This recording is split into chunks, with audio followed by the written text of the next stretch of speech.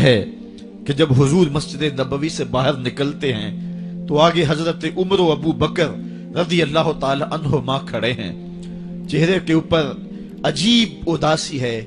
کہا عمر ابو بکر اس وقت کیوں کھڑے ہو؟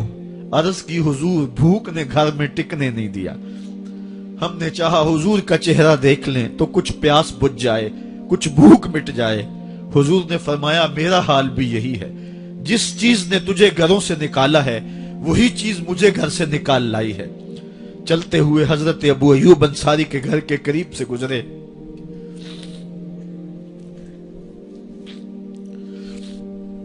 حضور کی خوشبو پا کے وہ باہر آ گئے۔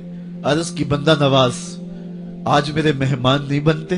حضور نے کہا تمہاری مرضی۔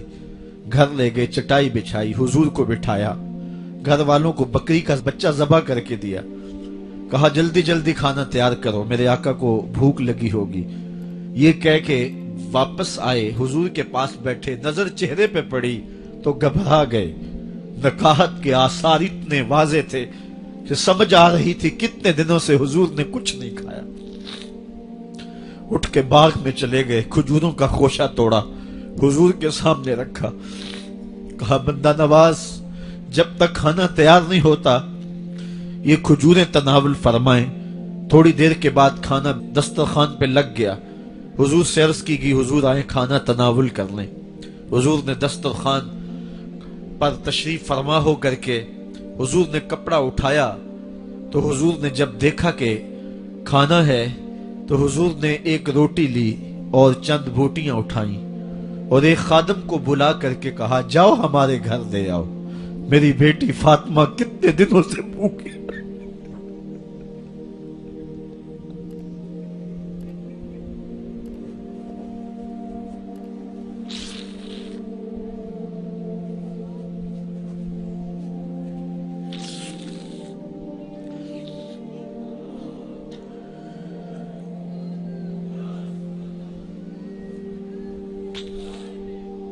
کہا جاؤ ہمارے گھر دے آؤ، میری فاطمہ کتنے دنوں سے بھوکی بیٹھی ہوئی ہے۔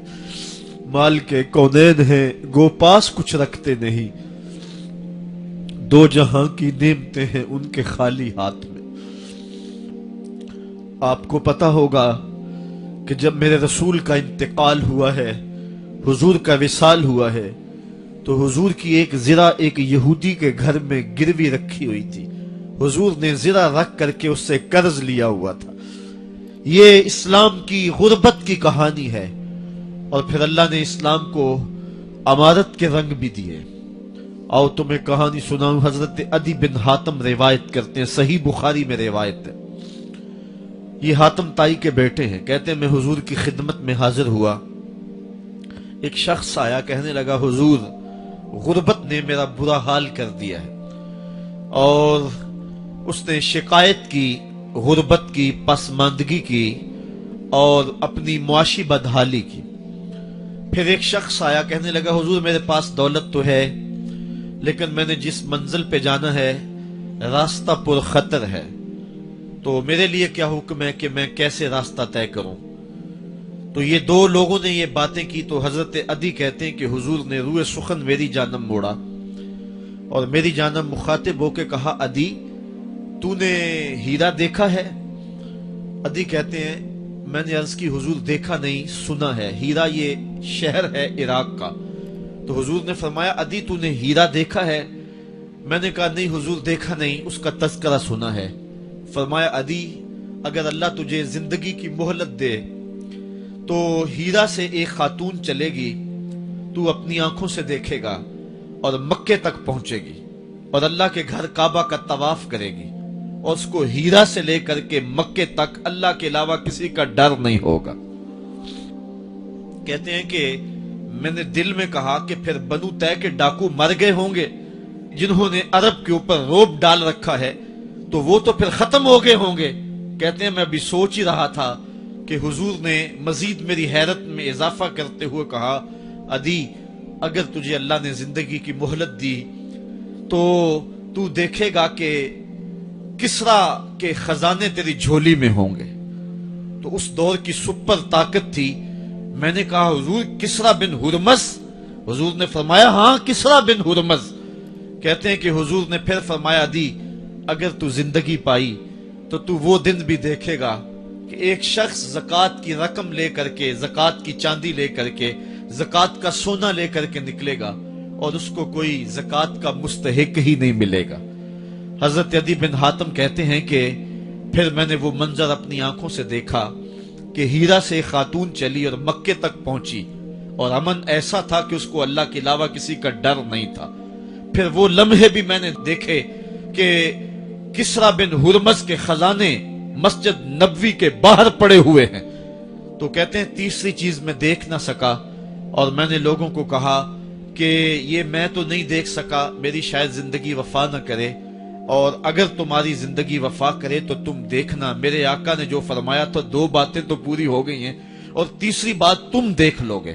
حضرت یحییٰ بن سعید فرماتے ہیں کہ حضرت عمر بن عبدالعزیز کا زمانہ تھا اور انہوں نے مجھے افریقہ کی جانب زکوٰۃ وصول کرنے کے لیے بھیجا. میں وہاں سے زکوٰۃ وصول کی اور پھر میں زکوٰۃ لینے والے مستحقین کو ڈھونڈنے لگا. تو کہتے ہیں مجھے کوئی مستحق نہ ملا. پھر میں غلام پکڑتا اور اس کے پیسے دے کے اس کو آزاد کرواتا چلا جاتا. حضرت عمر بن عبدالعزیز کا زمانہ ہے کہ گورنر ہے عراق کا. وہ حضرت عمر بن عبدالعزیز کو لکھتا ہے کہ اتنی رقم ہے، اس کا کیا کرنا ہے؟ تو عمر بن عبدالعزیز کہتے ہیں رقم لے کے یہاں نہ آنا، وہاں عراق کے لوگوں میں بانٹ دو، جو زکوٰۃ کے مستحق ہیں ان کو تقسیم کر دو. تو گورنر لکھتا ہے جو مستحق ہے ان کو دے دی، اب کوئی مستحق نہیں رہا تو میں کیا کروں؟ تو حضرت عمر بن عبدالعزیز کہتے ہیں جو مقروض ہیں ان کا قرض اتار دو. تو کہتے ہیں کہ ہاں قرض بھی میں نے اتار دیا ہے، رقم پھر بھی بچ رہی ہے، کیا کروں؟ تو حضرت عمر بن عبدالعزیز نے پھر لکھا جو شخص شادی کرنا چاہتے ہیں ان کا حق مہر ادا کر دو. میں نے کہا کہ وہ بھی کر دیا ہے، رقم پھر بھی بچ گئی ہے، اب کیا کروں؟ تو حضرت عمر بن عبدالعزیز نے مجھے لکھا کہ جو غیر مسلم ہیں جنہوں نے ٹیکس دیا ہوا ہے، جتنا ٹیکس دیا ہے اس سے دگنے پیسے ان کو قرضے میں دے دو اور ان کو کہو جاؤ اس کا کاروبار کرو، کھیتی باڑی کرو، اور ساتھ انہیں یہ بھی کہہ دینا قرض کی فکر نہ کرنا اور زیادہ اس میں پریشان نہ ہونا، جب دے سکو گے دے دینا. یہ دور بھی پھر اسلام نے دیکھا اور یہ گھڑیاں بھی دیکھی جب چیتھڑے پہنے ہوئے تھے، جب پیود لگے لباس پہنے تھے، جب پیٹ میں ڈالنے کے لقمہ بھی نہیں تھا. اللہ کا دین اس وقت بھی غالب تھا، اور جب گلیوں کے اندر ریشم بکھرا ہوا ہوتا تھا کوئی اٹھانے والا نہیں تھا، دین اس وقت بھی غالب تھا. دین کا غالب ہونا یا نہ ہونا اس کا تعلق جو ہے وہ مال و دولت سے نہیں ہے.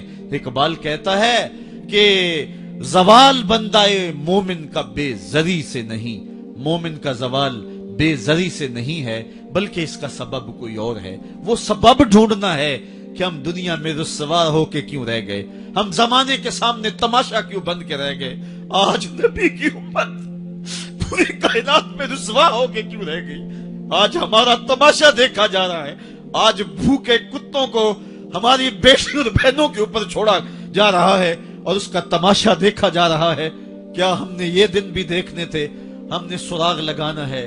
دولت کی قلت اور کثرت یہ ثانوی چیزیں ہیں. ہم نے تاریخ میں دیکھا ہے ہم کبھی مالی طور پہ کمزور تھے، رسوا نہیں ہوئے ہیں. مال زیادہ ہو گیا، رسوا نہیں ہوئے ہیں. رسوائی کے سبب کوئی اور ہیں. آئیے تمہیں کہاں